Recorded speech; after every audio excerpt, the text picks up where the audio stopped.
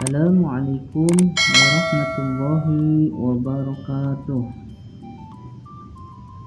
Baiklah anak-anak, hari ini kita kembali memulai pembelajaran, yaitu pembelajaran 3 dan 4 subtema 3 tema 1. Sebelum kita belajar, marilah kita berdoa terlebih dahulu. Berdoa dimulai.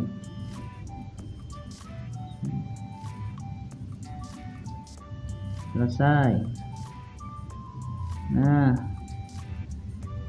sekarang setelah kita kemarin membahas pembelajaran yang ke-1 dan ke-2, hari ini kita akan membahas materi, yaitu yang pertama, kondisi geografis bangsa Indonesia, menentukan ide pokok dari teks, dan perilaku yang sesuai dengan nilai-nilai Pancasila. Ini pembelajaran yang ketiga ya. Kita ringkas saja.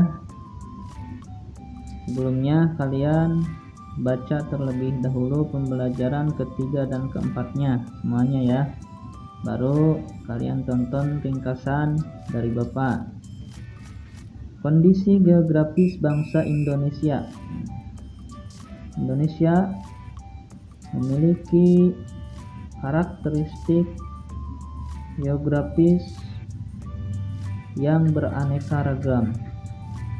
Maka itu pasti di dalamnya banyak sekali keberagaman seperti sosial, budaya, agama, ekonomi, dan yang lainnya yang mempengaruhinya. Nah, walaupun berbeda-beda, jangan sampai menjadi pemecah dan perenggang persatuan dan kesatuan bangsa Indonesia kita. Justru dengan adanya perbedaan, maka itu harus kita saling menghormati dan menghargai. Dan kita patut bersyukur dengan keberagaman ini. Kita mulai. Kondisi geografis di Indonesia sebagai negara maritim dan kepulauan. Nah, di sini tentunya sebagai negara maritim atau kepulauan, Indonesia memiliki potensi yang sangat banyak, yang sangat besar di berbagai bidang seperti ekonomi, sosial, budaya, dan transportasi. Kita lanjut ringkasannya. Yang pertama yaitu pengaruh kondisi geografis Indonesia sebagai negara maritim terhadap kehidupan ekonomi masyarakat. Nah, pengaruhnya apa aja? Kondisi geografis Indonesia sebagai negara maritim terhadap kehidupan ekonomi masyarakat. Nah, di sini ada, telah ditetapkan sebagai negara maritim di atau dalam UNCLOS, United Nations Convention on the Law of the Sea, artinya konvensi hukum laut internasional atau hukum perjanjian laut pada tahun 1982. Di sini pengaruhnya bagi kehidupan ekonomi masyarakat tentunya ada, yaitu biasanya kehidupan ekonomi masyarakat sebagai negara maritim, cirinya atau masyarakatnya itu biasanya yang berada pada di pesisir laut ya. Di situ pastinya ekonomi masyarakat sangat berpengaruh sekali yang berada di pesisir pantai. Contohnya apa saja pekerjaannya? Misalkan sebagai nelayan ya, atau pembuatan kapal-kapal perahu bisa, atau sebagai pelabuhan juga bisa. Itu pengaruhnya terhadap kehidupan ekonomi masyarakat. Yang keduanya, pengaruh kondisi geografis Indonesia sebagai negara maritim terhadap kehidupan sosial masyarakat.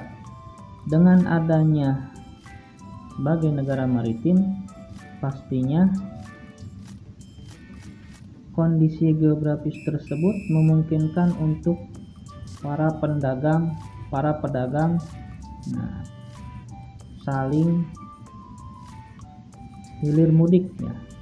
Itu pasti tempatnya di pelabuhan. Maka dari itu kehidupan sosialnya juga sangat berpengaruh. Contohnya komunikasi dan interaksi penduduk menjadi lebih mudah. Ataupun terjadinya pencampuran nilai-nilai budaya antar pulau dan antar negara, bisa munculnya perkampungan etnis tertentu dan yang lainnya. Itu pengaruhnya terhadap sosial ya.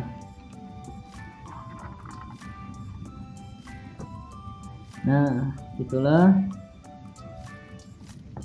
pengaruh kondisi geografis sebagai negara maritim, yaitu terhadap ekonomi dan sosial. Ini kita lihat. Nah, ini menentukan ide pokok dari teks. Kalian baca sampai selesai. Isinya tentang kerajaan-kerajaan terhadap kondisi geografis ya, sejarah. Jangan lupa sejarah harus kita baca. Selanjutnya, perilaku yang sesuai dengan nilai-nilai Pancasila.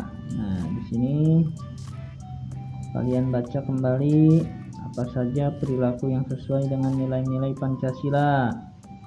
Nah, di sini ada tabel 3.6 nih, contoh perilaku yang mencerminkan sila-sila Pancasila.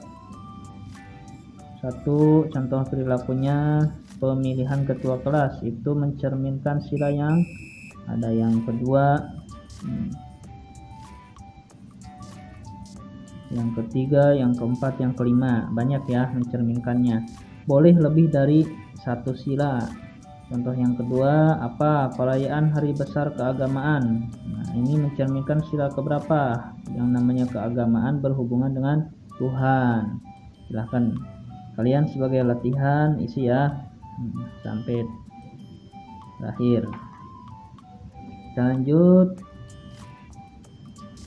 ke pembelajaran yang keempat. Nah, sini materi pembelajaran yang keempat yaitu masih tentang menemukan ide pokok asal daerah beberapa identitas budaya dan mengidentifikasi perilaku yang sesuai dengan nilai-nilai Pancasila. Menemukan ide pokok bacaan. Nah, ini masih tentang ide pokok bacaan ya. Jangan lupa poin pentingnya, ide pokok bacaan itu biasanya terletak pada awal paragraf gitu.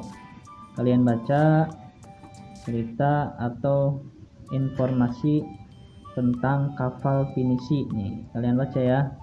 Nah, kapal Pinisi ini sejarahnya bagaimana, kemudian diambil dari kata apa, ada di mana. Kalian baca di sini lengkap bacaannya. Kemudian yang selanjutnya, asal daerah beberapa identitas budaya. Nah, di sini di dalam pembelajaran 3 yang tadi yang telah lalu, kita sudah belajar tentang pengaruh kondisi geografis Indonesia sebagai negara maritim di bidang sosial ya, bidang sosial dan ekonomi. Sekarang di sini ada nih 2 lagi ya, yaitu di bidang budaya ya dan transportasi nanti selanjutnya. Apa saja sih pengaruhnya terhadap budaya masyarakat kondisi geografis di Indonesia ini sebagai negara maritim? Yang pertama yaitu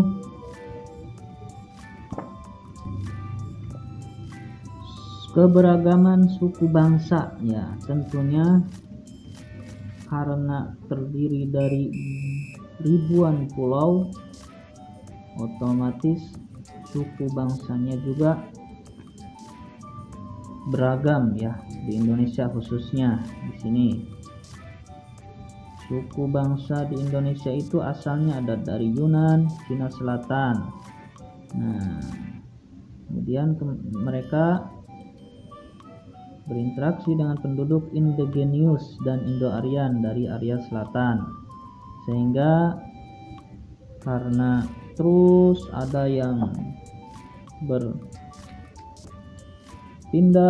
ke pulau yang lainnya, maka membentuk suku-suku bangsa yang lainnya pengaruhnya. Di sini Indonesia memiliki 19 suku bangsa induk ya. Induk itu yang terbesar, terbanyak. Dan suku-suku yang kecil atau yang lainnya itu masih banyak lagi yang kecil, yang berupa turunannya. Yang kedua yaitu keberagaman bahasa. Tentunya karena budayanya beda, biasanya bahasanya juga berbeda, beragam. Nah, di sini bahasa Indonesia termasuk dalam rumpun bahasa Austronesia atau Australia Asia. Nah, ini ada dari Melayu ataupun dari timur bahasanya. Kemudian yang selanjutnya keberagaman religi atau agama. Tentunya kondisi geografis juga mempengaruhi keberagaman religi ya. Jadi religi ini termasuk keberagaman dalam hal budaya masyarakat. Di Indonesia terdiri diakui secara resmi oleh pemerintah, yaitu ada 6 ya. Kemudian yang selanjutnya keberagaman seni dan budaya. Nah, jadi seni dan budaya juga bermacam-macam karena beda budaya, karena beda tempat, jadi seni dan budaya juga berbeda. Banyak seni itu, seni sastra, seni tari, seni musik dan yang lainnya. Tinggal kalian baca ya. Kemudian nah, di sini ada sebagai latihan, berilah tanda centang pada gambar yang menunjukkan budaya asli Indonesia. Nih, kalian beri tanda centang yang mana yang termasuk budaya asli Indonesia. Berarti ada budaya yang dari luar, kalian beri tanda silang ya. Sebagai latihan saja. Contohnya di sini nih ada barongsai. Nah, ini contoh budaya dari Cina atau luar, berarti beri tanda silang. Yang selanjutnya yaitu kondisi geografis pengaruhnya sebagai negara maritim itu terhadap transportasi masyarakat ya.